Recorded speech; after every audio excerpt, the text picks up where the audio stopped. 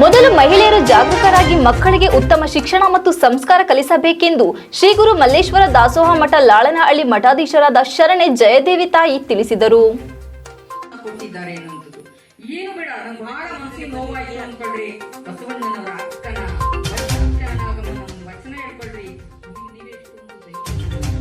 ನಗರದ ಶ್ರೀ ಜವನಹಳ್ಳಿ ಮಠದಲ್ಲಿ ಹುಣ್ಣಿಮೆ ಕಾರ್ಯಕ್ರಮ ಮಹಿಳಾ ದಿನಾಚರಣೆ ಕಾರ್ಯಕ್ರಮದಲ್ಲಿ ಸಾನ್ನಿಧ್ಯವನ್ನು ವಹಿಸಿ ಆಶೀರ್ವಚನ ನೀಡಿದ ಅವರು ಮಹಿಳೆಯರು ಜಾಗೃತರಾಗಿ ಪರಿಪೂರ್ಣರಾಗಬೇಕು, ಮಕ್ಕಳಿಗೆ ಉತ್ತಮ ಸಂಸ್ಕಾರ ನೀಡುವಲ್ಲಿ ತಾಯಿ ಪಾತ್ರ ಮಹತ್ವದ್ದು ಎಂದು ತಿಳಿಸಿದರು.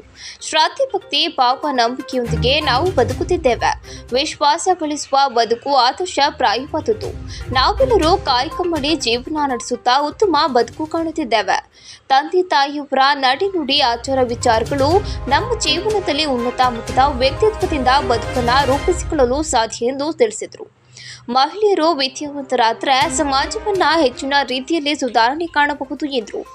ಕಾರ್ಯಕ್ರಮದ ದಿವ್ಯ ಸಾನ್ನಿಧ್ಯ ವಹಿಸಿ ಆಶೀರ್ವಚನ ನೀಡಿದ ಹಾಸನ ಜವನಹಳ್ಳಿ ಮಠದ ಮಠಾಧೀಶರಾದ ಶ್ರೀ ಸಂಗಮೇಶ್ವರ ಸ್ವಾಮೀಜಿಯವರು ಜವನಹಳ್ಳಿ ಮಠದಲ್ಲಿ ಜಾತ್ಯತೀತವಾಗಿ ಎಲ್ಲಾ ಸಮಾಜದವರನ್ನ ಒಳಗೊಂಡಂತೆ ಈ ಹುಣ್ಣಿಮೆ ಕಾರ್ಯಕ್ರಮ ಹಾಗೂ ಪ್ರತಿ ತಿಂಗಳಲ್ಲಿ ಬರುವ ದಾರ್ಶನಿಕರ ಸ್ಮರಣೆ ಕಾರ್ಯಕ್ರಮ ಮತ್ತು ಧ್ಯಾನ ಪ್ರವಚನಗಳನ್ನು ಏರ್ಪಡಿಸುವ ಮೂಲಕ ಹಾಗೂ ಬೆಳತಿಂಗಳ ಊಟ ಪ್ರಸಾದ ನೀಡುವ ಮೂಲಕ ಈ ಕಾರ್ಯಕ್ರಮ ಪ್ರತಿ ತಿಂಗಳು ಏರ್ಪಡಿಸಲಾಗಿದೆ.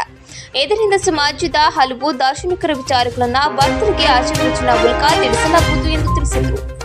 ಕಾರ್ಯಕ್ರಮದಲ್ಲಿ ಕಲ್ಯಾಣಪುರ ಬಸವೇಶ್ವರ ಮಠದ ಮಠಾಧೀಶರಾದ ಶರಣೆ ಚಿನ್ನಮಯಿ ಮಾತಾಜಿ, ಶ್ರೀ ಜವನಹಳ್ಳಿ ಮಠದ ಭಕ್ತರಾದ ಕಟಾಯಿ ಶಿವಕುಮಾರ್, ಮಹಾಂತೇಶ್, ಎಚ್ ವಿಜಯಕುಮಾರ್, ಅವಿನಾಶ್, ಹೇಮಂತ್ ಕುಮಾರ್, ಬಟ್ಟೆ ಗೋಪಾಲ್, ವಿಜಯಲಕ್ಷ್ಮಿ, ಕುಮಾರ್, ನಿಶಾ, ಕೂತರಿ ಮುಂತಾದವರು ಉಪಸ್ಥಿತರಿದ್ದರು.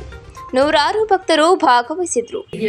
ಸ್ಫೂರ್ತಿ ಬರ್ತದೆ ಎನ್ನುವಂಥದ್ದು ಎಷ್ಟು ವಿಶೇಷವಾಗಿ ಶರಣರು ವಚನಗಳನ್ನ ರಚನೆ ಮಾಡಿದ್ದಾರೆ ಅಂದ್ರೆ ಅಂದು ಇಂದು ಎಂದೆಂದಿಗೂ ಕೂಡ ನಿತ್ಯ ನೂತನವಾಗಿರುವಂತಹ ವಚನಗಳು.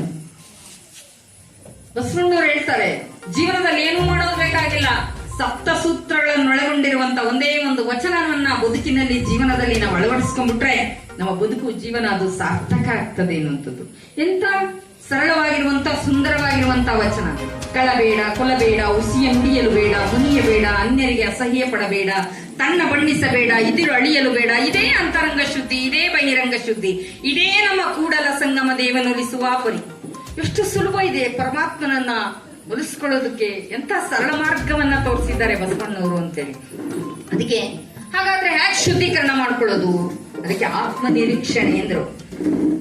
ಎಷ್ಟೋ ಸಲ ನಾವು ಯಾರ ಹತ್ರ ಹೇಳ್ಕೊಳಕ್ ಆಗ್ಲಾರದನ್ನ ಯಾರ ಹತ್ರ ಹೇಳ್ಕೋಬೇಕು ಅನ್ಸುತ್ತೆ. ಇಬ್ಬರ ಹತ್ರ ಮಾತ್ರ ಹಂಚ್ಕೋಬೇಕು.